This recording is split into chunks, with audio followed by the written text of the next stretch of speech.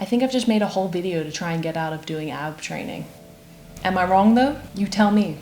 Hey everyone, and welcome back to another video. Today we're going to be talking about the core training. And we're going to be talking about all the different types of core training and why the best way to train our core might not actually be what you're expecting it to be. Before we jump in, I want to say that the core is so much more than what we all think. It's not just the sexy abs or the toned stomach muscles that are really difficult to get, but very nice to look at. Our core is also referred to as the lumbopelvic hip complex. And it includes things like your diaphragm, your abdominal muscles, your oblique muscles, and then our back muscles and our glute muscles. It also includes things like our pelvic floor and our hip girdle. So it is all of this area. It is everything on our trunk. And that is important to know for when we're talking about how we're going to properly train it. How we train it, as always, is going to depend on our goals, our current level of experience, and what we like doing. So because of this, core training can take many different forms. Think of all the workouts you've seen on Instagram, like ab challenges, like the Bring Sally Up, or even things that you do in Pilates. But what we also need to know is that we can target our core musculature significantly with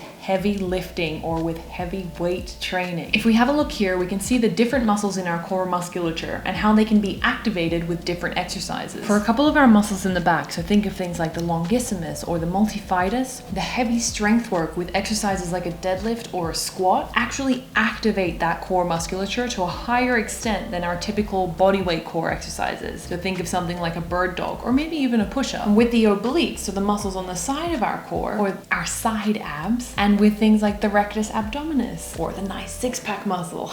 That's where we do see slightly more activation with those in bodyweight exercises. I would imagine that's primarily because they're using different planes of motion compared to our compound lifts. So they're not just going up and down like that, but they're moving side to side. But that's not always the case. It just depends what we're comparing it to. So for this study, if you have a look, the rectus abdominis, so that six-pack muscle, our oblique externals, and our erector spinae, so some of that back musculature, all of those generally get more activated when we do things like free weights. And that's in comparison to a leg press or a Smith machine. So the free weights in heavy strength training are not to be discounted. And that's again where our goals would come in and change what we're doing, right? If your goal is to get better at Pilates, you still will benefit from heavy strength training, but you just might not want to do that. So it's good to know that in that case, then those bird dogs or things like that will still get you some improvement. It just might not be the same amount. If we have the goal of increasing our core stability, I've seen a lot of things going around where people use things like Bosu balls or stability balls. And I think they're doing that theoretically thinking that they're going to increase that demand on the core musculature because we're going to have to balance ourselves, right? And we do see that in that same graph. You can see here with the external obliques, they're needed in that push-up on the stability ball. So I do think theoretically people see wobbles and then they're like,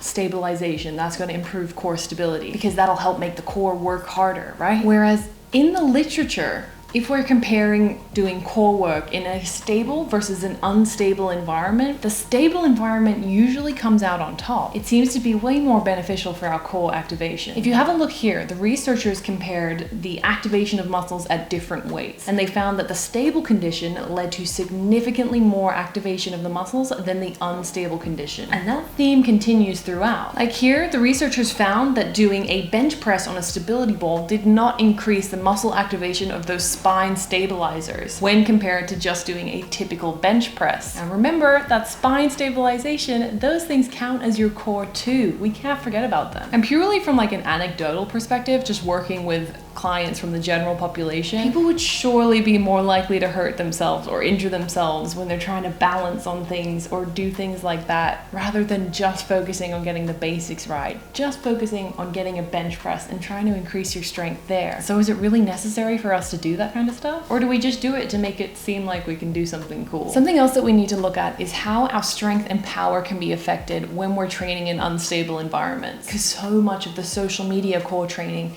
is getting your body to wobble. But does that really work for everybody? What happens if you have to focus on your sporting performance? Let's have a look. Honestly, no surprise, but when we lift in unstable environments, we can see lower rates of force production. So less force or strength is being produced. And in these unstable environments, we also see drops in the rate of force of production. So that means that the power expressed is lower in those unstable environments. And I do think this makes complete sense. This is why we try and encourage people to use lifting shoes when we lift, or to go bare feet. And this is why, as a coach, it is a pet peeve of mine when I see people lifting or doing heavy weights in running shoes. Running shoes are designed to absorb forces, and so they're cushioned because they're designed to help you be springy and safe when you run. But when we're lifting, we want the opposite of that. We don't want our force to be absorbed and spread out. We want to push as much force as we can through the ground. And in return, that helps us to lift more weight. We want the stability of that surface underneath us, because for every action, there is an equal and opposite reaction. We need to push as much force down so we can move the weight up.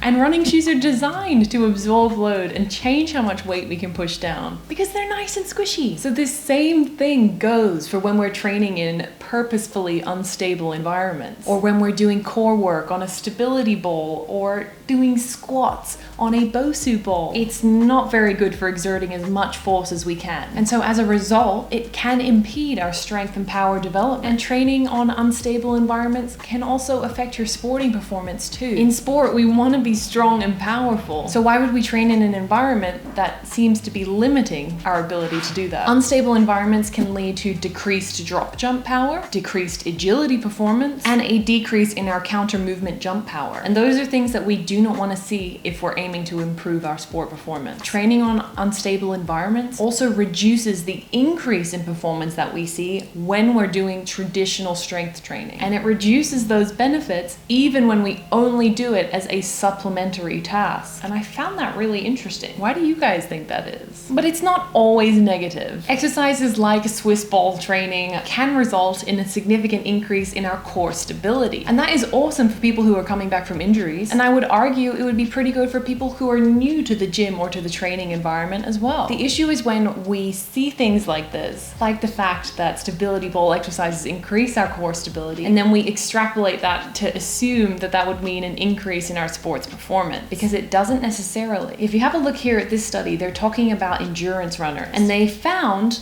after 6 weeks of core stability training, they found an increase in core stability, but they also found that there was no increase in muscle activation of the back or the abdominal muscles. There was also no improvement in running economy and no improvement in running posture. So core stability didn't really have an impact on any of those factors critical to running. And this led the researchers to conclude that core stability appears to be ineffective in improving endurance performance. So if you're training for a sport or something like that, we've got to be really precise about what core exercises we're doing. And on that note, it is really important to remember that when I'm talking about core training or increasing your core stability, and whether or not that's even needed, I am talking about healthy populations, or often with my background in strength and conditioning, I'm talking about athletes. So I'm talking about people who are more experienced in the gym or have to perform well in their sport above all else. And so after looking at all of that and kind of poo-pooing like body weight exercises for core, I want to make the point that sports performance is different to rehabilitation training. Core stability training, or pure dedicated accessory core exercises in general, are not always bad, because in a rehab environment we need decreased loads in order to prevent re-injury. So doing things like balance training or core training on a stability ball or an unstable environment might have benefits for an injured population. And here are a few of those benefits. I would also argue that people who are relatively newer to the gym or haven't worked out as much before, they might also really benefit from some of these exercises, because it might help them try and learn their limits or help them try and learn how their body moves. I personally would probably focus primarily on getting them to master the basics, particularly of free weights, but I absolutely see the application for them there. Another example of when you might decide to use more supplementary or accessory core exercises are if you were in a sport that's not so much based on performance, so something like bodybuilding. Then some of the more targeted core exercises might be used more often. But when it comes to sports performance and being as strong as possible, and when you're not purely focused on the aesthetics of the front side of that core, but the deep musculature that often gets left behind because we can't see it, then it's not really clear if those supplementary body weight core exercises are still needed or even still relevant. And if you're hearing me saying this and you're like, well, I actually really like doing sit-ups and ab challenges, or I like doing Pilates with my friends, and that helps me feel like my core is getting really strong, then absolutely do them. Absolutely. Okay. I'm not trying to take that away from you. What I am trying to show you guys is that by lifting heavy weights, you're probably already doing more core work than you know. You could likely supplement your workouts with some of that body weight core work, or maybe even some Pilates. But if the goal is to get big and strong, then those exercises should not make up the bulk of your program. And you should not include those exercises if they're coming in at the expense of you picking up something really heavy. So if you're still listening to this, well, first of all, you're a champion and thank you. But here are the final takeaways that I want to give to you guys. Number one, your core is more than your abs. It's all of that trunk musculature working together. So if you're going to the gym and you're saying, oh, I didn't do any core work today because you didn't do any sit-ups or leg raises or anything that didn't hit the front of your abs, now you know your core is activated so much more than you think when you're lifting heavy loads. The second takeaway is that when strength and power are the goal, we want stable surfaces. Throw out those Bosu balls, throw out those squishy mats. If you are healthy and in the gym, we don't need them. But number three is that unstable exercises do seem like they are unnecessary outside of rehabilitation environments. That's not to say we would never ever use them. It's just that the research isn't really convincing when we're looking at things like strength and power. And four, which I hope you've gotten the point throughout this video, lifting heavy weights activates your core. So consider this next time you're riding your workout. And remember, when I say heavy weights, I'm generally speaking about free weight training, because remember, we had a look at that leg press and Smith machine. Even though the loads were heavier, they still didn't activate our core musculature as much as the free weight. When all of that weight is on our body, and it's our body's job to stabilize itself and move and exert strength and power through a full range of motion. Let me know if you have any questions, guys. I hope you learned something. I'll see you next time.